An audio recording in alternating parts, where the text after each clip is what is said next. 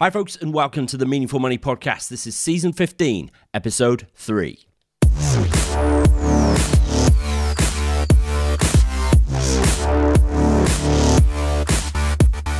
This is the podcast dedicated to helping you put your finances in order. My name is Pete Matthew, and I'm going to share with you everything you need to know and everything you need to do to secure your financial future. I'm here to help you make sense of money.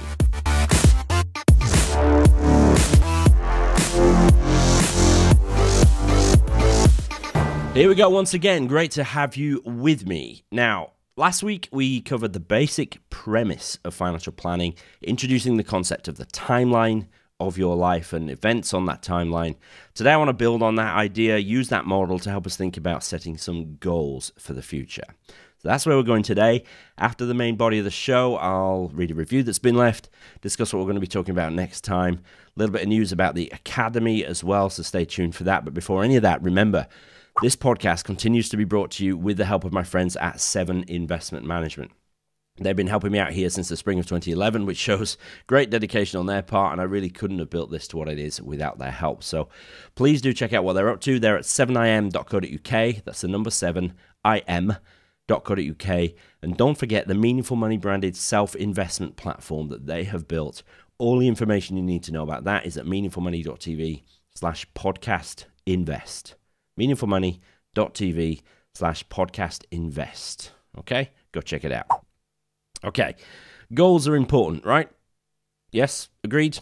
Done some episodes on goal setting before. I'll link to those in the show notes. But I want to focus on setting goals now in the context of the timeline that we talked about last week, so that we can be thinking about them in the right terms, and of course, so that we can take action then to meet them. Okay? We'll be talking about action and stuff over the next couple of weeks. So remember, notes, links, everything you need is at the show notes, including some examples of what I'm talking about today, which will really help you visualize things. And it's the only link you need to remember. Everything you need to know is there, meaningfulmoney.tv/pp3 for Planning with Purpose, Episode 3. meaningfulmoney.tv/pp3. Let's crack on. Here's everything you need to know first. Okay, just a couple of things, I think, this week. Oh, no, 3 things that you need to know. Firstly, your goals should be MT, Mike Tango, right? You've heard of SMART goals. Long-term listeners will have heard this before, okay? But you've heard of SMART goals. You know, goals should be specific, measurable, achievable, realistic, and time-bound. Anybody that spent any time wading through the murky depths of corporate speak have come across SMART goals. There are some sort of alternatives to that acronym, but that's basically what it is. So specific, measurable, achievable, realistic, and time-bound. Now, that makes for a nice acronym. I think there's quite a bit of wasted breath in there. And we can shorten things to be just MT, right? Measurable and time-bound. After all, if a goal is MT, measurable and time-bound, then by definition it's specific. And if it's achievable, then it's also realistic and vice versa. So that just seems superfluous. And if we set ourselves a goal that isn't achievable, then who are we fooling, right? So I would add that goals should get us excited, right? But I'm not sure how the acronym would work for that. MET, T-E-M, T-M-E, none of that really works. So MT it is, measurable and time-bound.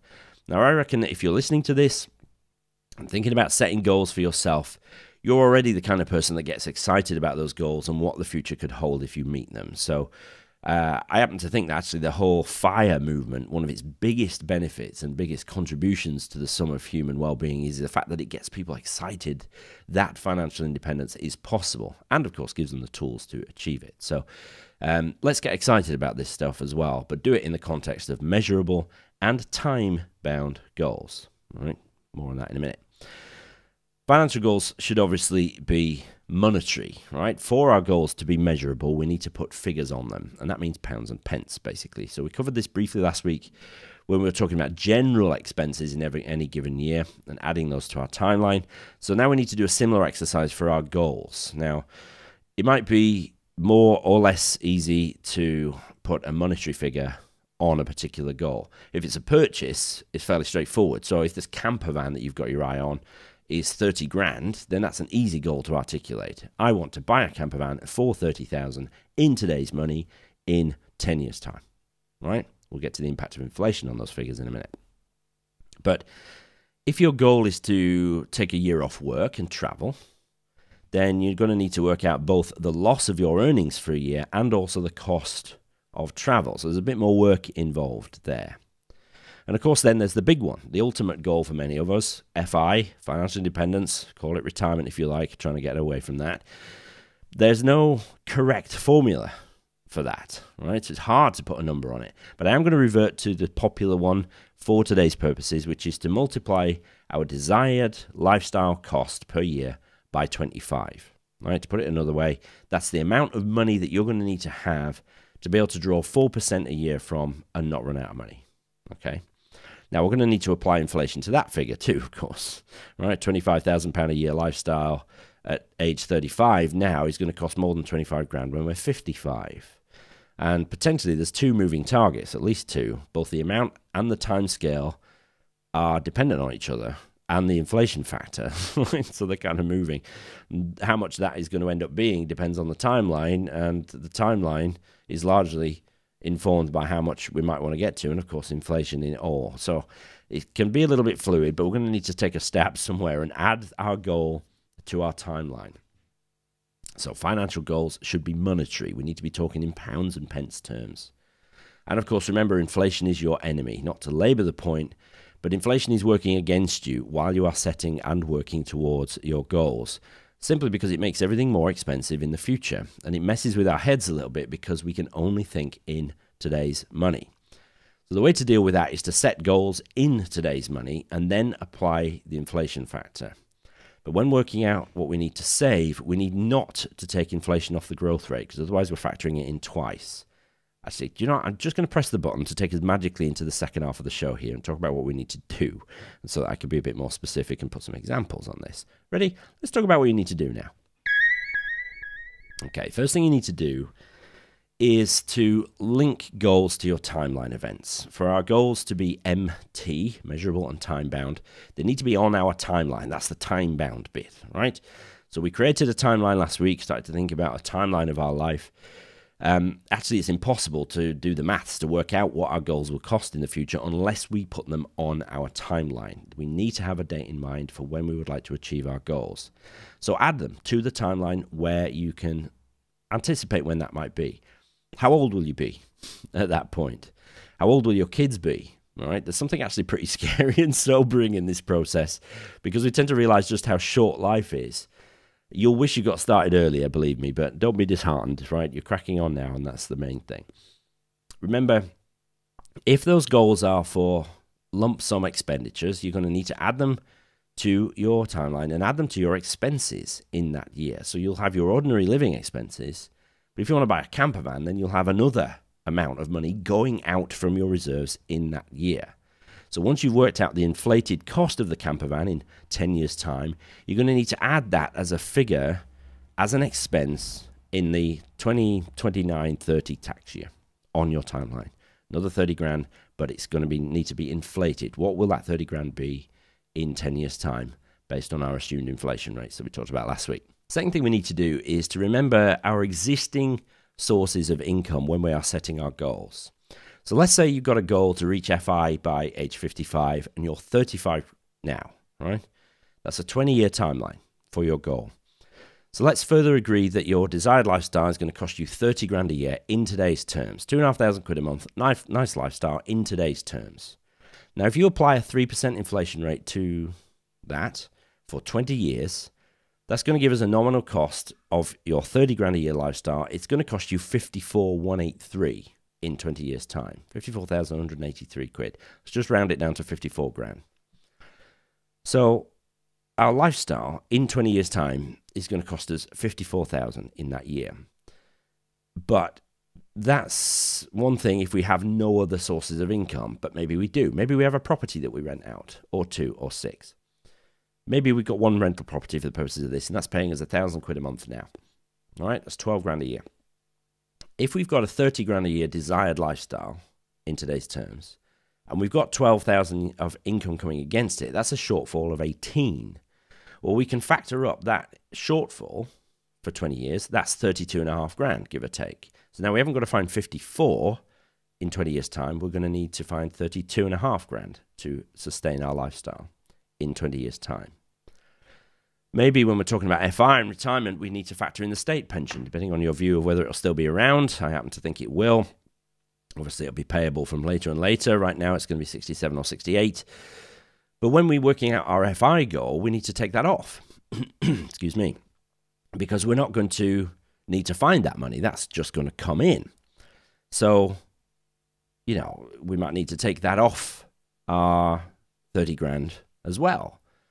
Lifestyle, because, you know, that money is going to come in. So we've taken our rent off, we've taken our state pension off, and actually we haven't now got to find 30 grand, we've only got to find whatever, right? 10,000. I'm going to keep it simple and just say yes, 32.5 grand we need to find as our goal in 20 years' time. Well, if we use the 4% rule, 25 times that 32.5 grand is 812,000 in capital. We're going to need 812 grand based on the 4% rule to sustain our lifestyle from 20 years' time. That's the target, right? So now we have a figure that we can use to work back from to work out our savings rate. All right, get to that in a minute. So third thing we need to do is just to apply inflation factors to come up with a future cost for our goals. So quick reminder on inflation factors. In order to come up with an inflation factor so that you can work out what a sum in today's money will be in X number of years' time, the sum is 1 plus the rate of inflation to the power of the number of years. So if inflation is 3%, start with 1 plus that figure. That's 1.03 expressed correctly. And then you multiply that by itself as many times as you have years to your goal. The easiest way by far to work it out is to use the spreadsheet that I've created to do it. That's at the show notes, meaningfulmoney.tv/pp3. It's in Google Sheets format, so it's free for anybody to use. Click the link in the show notes. It opens a browser window and asks if you want to create a copy of the spreadsheet in Google Sheets. You can even download it in Excel format if that's easier for you. You just enter the inflation rate and the term plus the figure that you want to inflate, and you'll get both the inflation factor and the nominal amount at the end of your term. Dead easy. Got to remember, we can only think in today's money. If we apply a pounds and pence figure to a goal in today's money, we're going to need to work out what that will be at some point in the future. Then when we've done that, folks, are you hanging in there? Sure you are. Then when we've done that, we know what our future goal needs to be. We've got to work back from that. We've worked forward. We've got to work back from that to work out what our monthly savings need to be to try and meet those goals. So if we can express all of our future goals as a lump sum need at any given point, we can work back from it to come up with what we need to put away. This is usually the point where we get freaked out, not to sort of sugarcoat it a little bit, because it might look like a massive number. You know, we talked about 812 grand. How on earth are we going to save that amount of money? All right. You know, so we might decide at that point, right, forget it. It's too unattainable. It's too big. I'm going to do something different, like buy something from Amazon wish list, just to make ourselves feel better, right? And that's particularly true if the numbers are really big. But remember a few things, okay? You need to factor in your secured income sources, like I mentioned earlier. So state pensions, maybe final salary benefits from work, rental income. Those are going to have a bearing on your FI number.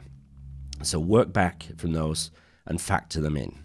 Also, don't forget the magic of free money in the form of tax relief. And if you're employed, employer pension contributions, right? You can get both your boss and HMRC paying towards your plan for you, working your way towards these goals with you. It definitely will make the savings numbers more palatable, all right?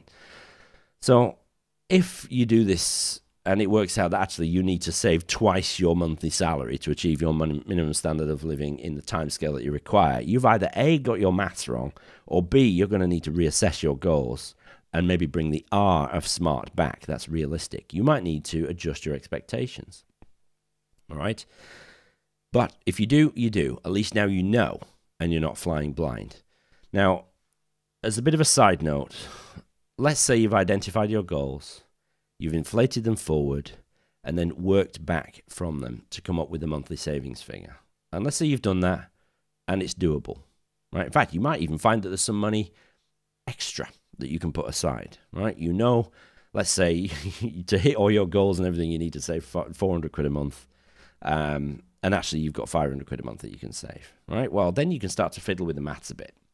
Bring your goals forward maybe, right, by saving more. Or maybe you adjust the growth rate down so you don't need to take as much risk to get there in the time scales you're planning.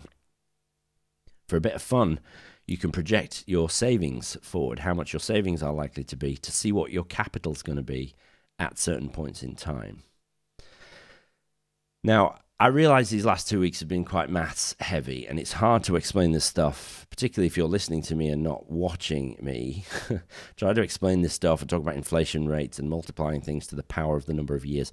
I realize it's a little bit hard to get your head around, but fortunately I've come up with an example for you. So if you go to the show notes, meaningfulmoney.tv/pp3, then there's examples there and spreadsheets that you can use to say, okay, actually, I want a £30,000 camper van in 15 years' time. What is it actually going to cost me? And then how much do I need to save each month from now, assuming this growth rate on my savings, to reach that goal? So it's done for you, okay? So I hope that's helpful for you. You don't actually have to do any of the maths. I've done it for you, right? So I hope that's helpful. meaningfulmoney.tv/pp3. What I'm trying to get to is a kind of a cash flow plan, money in and money out in each year of your timeline. Remember, I'm only going to suggest that you're pushing the timeline as far as your desired FI point and not into retirement. We're going to get to that in future seasons of the podcast. We'll take it further on as FI draws closer. Now, in addition, I'm hoping that you're going to be able to quantify what you need to do now to make your cash flow work over the coming years. It really is about money in and money out a year at a time. That is financial planning in a nutshell. You might have years, hopefully you've got years for the most part, certainly while you're working, where you've got more coming in than is going out. That will enable you to build your wealth. You may have years, if you've got big items of expenditure, where you have more going out than is coming in. That's fine. You can dip into your reserves as long as you have them. All right, that is cash flow planning. You make sure you have reserves so that you can pay out your camper van or your school fees or whatever. So again, I've created a spreadsheet. It'll do some of that for you. Download it for free. No email address required. meaningfulmoney.tv/pp3. And we'll keep developing and returning to this idea as we progress through the season. I had a few comments recently that obviously the last couple of seasons of the show have been fairly low level. That's intentional, of course. We talked about the millennial finances, folks very much getting started, and then the new accumulators, people at the early stages of building wealth. Hopefully you're getting a sense that we're taking things up a notch now and going a little bit deeper into the practical planning for those of you who are well on the journey in the planning with purpose phase. Okay, any questions, you know what to do. meaningfulmoney.tv/pp3, leave them there. Okay, this is Steve from Kingston. Looking forward to the future. I came across Meaningful Money a couple of months ago, and I've loved listening and learning from Pete. It's given me confidence to plan for retirement. Hopefully you're enjoying the last couple of shows, Steve from Kingston. By investing for the long term and to stop worrying about the market. Very good. I've now stopped checking my pension pot each week. That's a big achievement in itself. Good. Well done, Steve. Thanks, Pete. Everything you say makes perfect sense, and you've gained a lifelong fan. Well, thank you. I really appreciate that. Keep going. Keep doing what you're doing. Don't check your investments too often. It's a hiding to nothing and just makes you worried and leads to bad behavior. So don't do it. Do it once a year. All right? I tend to update mine once every month, but it is literally an update. I've taught myself not to worry about what the outcome is, right? For most of us, we don't actually need to check any more frequently than once a year. But Steve, thank you for leaving me a review. If you want to leave me a review, meaningfulmoney.tv/iTunes if you're of an Apple persuasion. But wherever you listen to this show, please do leave me a review if you can. It really helps keep me near the top of the rankings. Okay, Meaningful Academy. Mentioned it last week. It's happening very soon. So this is the launch of Phase 2. There will eventually be 3 phases in the Academy. The first is already launched. It's open for founders, and we're very close to completing it, and that'll be open to the general public then. That is the getting started phase. Budgeting, getting out of debt, all that sort of stuff. Phase 2 is the building wealth phase. So that's what we're going to be launching on the 23rd of September to 100 founders, right? You people are going to help me shape the content, develop the tools to be the very best that they can be, and in return you'll get a deep discount on what the eventual cost will be for the Academy. A key part of it is going to be the Voyant Go license. So this is access I believe it's the only place, unless you work with an advisor who provides access to you, this is going to be, I think, I may be wrong, the only place where you can access Voyant Go without working with a financial advisor. It is easily the best financial planning software out there. And the Voyant Go version is the consumer-facing one. So it's very friendly, lots of wizards for adding plans and goals and timeline events, all the sorts of stuff we're talking about this season. So if you want a part of that, the Academy cost will buy you access to Voyant Go for 1 year, and then it'll be annually reviewable at a fairly nominal cost. Okay, so that's a highlight.